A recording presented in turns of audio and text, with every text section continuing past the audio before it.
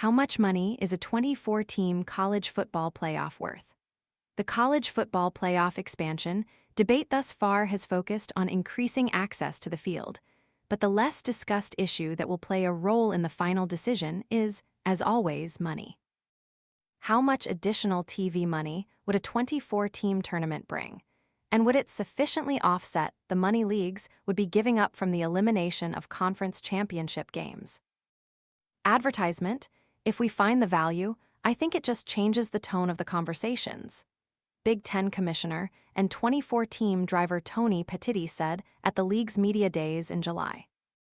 On Monday, the 10 Football Bowl Subdivision commissioners and Notre Dame's athletic director will meet to talk specifically about the trade-offs of different formats. Wet boots ruining your mornings? This silent, fanless dryer gently dries boots, shoes, and gloves overnight while helping reduce damp odors, so your gear is ready when you are. Want to get the best verified deal and see full details? Visit grabdeal.us/4 right now. But what was originally scheduled to be an in-person gathering in Dallas has been changed to a virtual meeting due to ongoing work on other more pressing issues than the postseason. Monday's agenda will mostly focus on the logistics.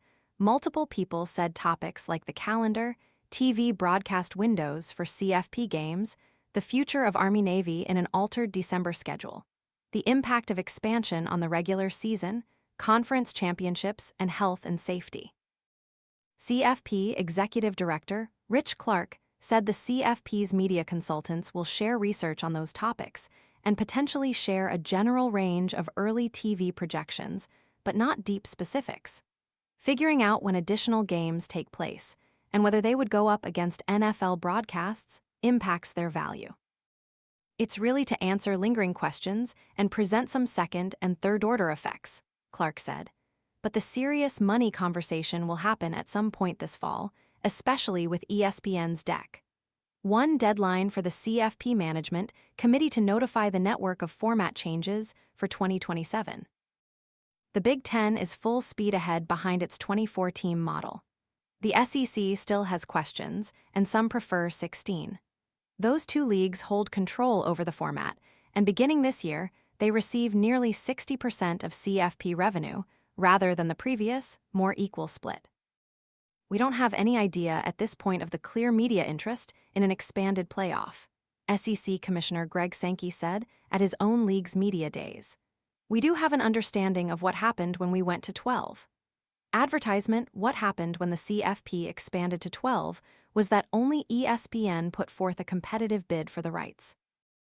The CFP spoke to all the major broadcasters and streamers, and at one point, its leaders hoped to split the rights among multiple partners like the NFL does with its playoffs.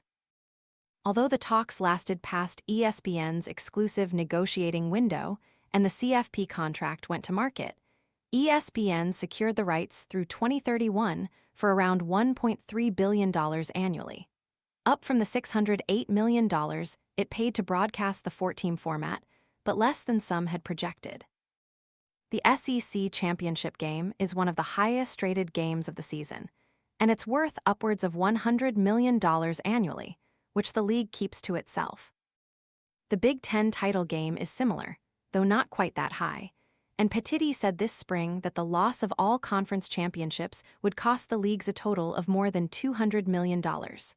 Would ending those games and adding 12 more playoff games, 2 of which ESPN would own as part of its current deal, make up for it?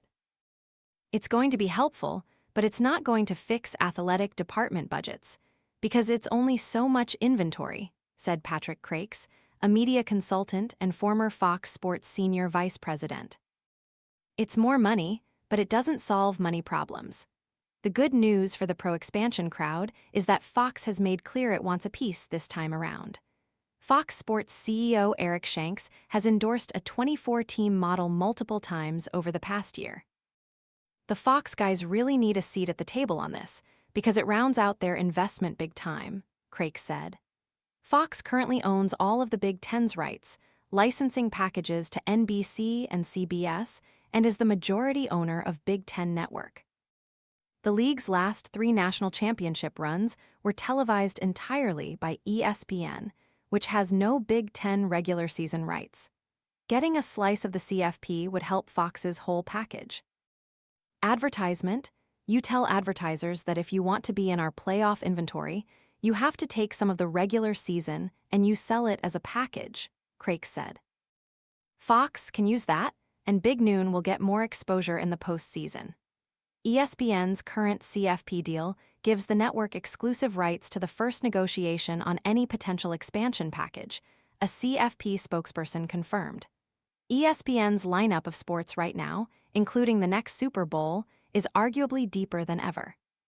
The network licensed 2 first-round CFP games to TNT Sports the last 2 years, and is expanding that approach to 5 games on TNT annually for the next 3 years, including a semifinal, a sign that ESPN saw more value in selling some of its deal than keeping it. ESPN has been pretty clear with all of us that they'd like it to stay at 12, maybe 14, but no higher than 16, said ACC Commissioner Jim Phillips, whose league supports the 24-team model. That's in part because ESPN owns most of Conference Championship Weekend, holding the rights to the SEC, ACC, and Big 12 games, plus some in the group of 6.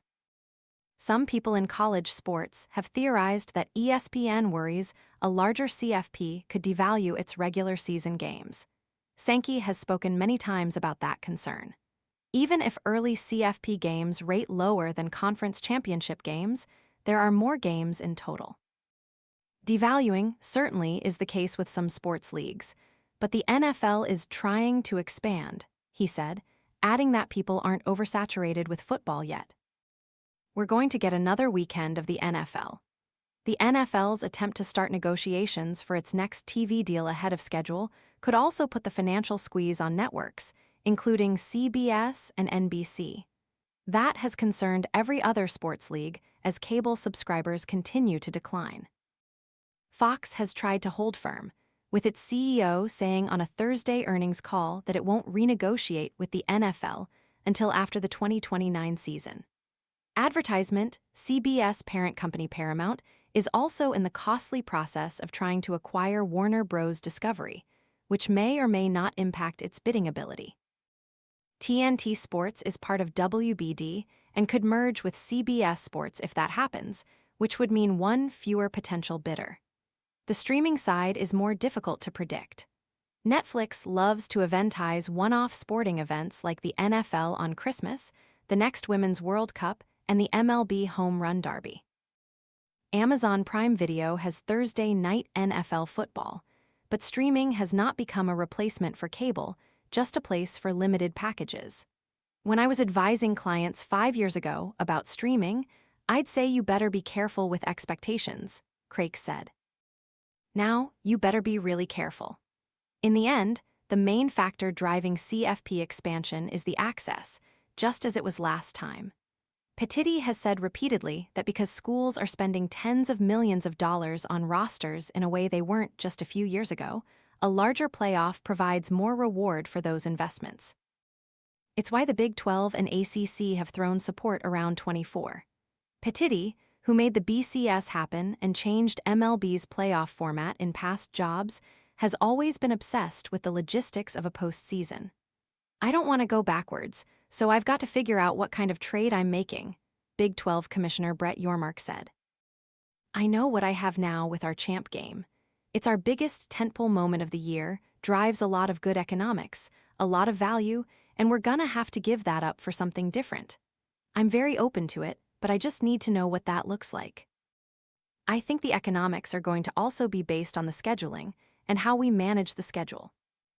I think we'll learn more about that later in the summer and heading into the fall, have a better understanding of what decision we have to make or not. As college sports leaders continue to look for every dollar they can, additional TV money may be too enticing to pass up if the logistics get settled. This is probably the last giant lever to pull, Craik said,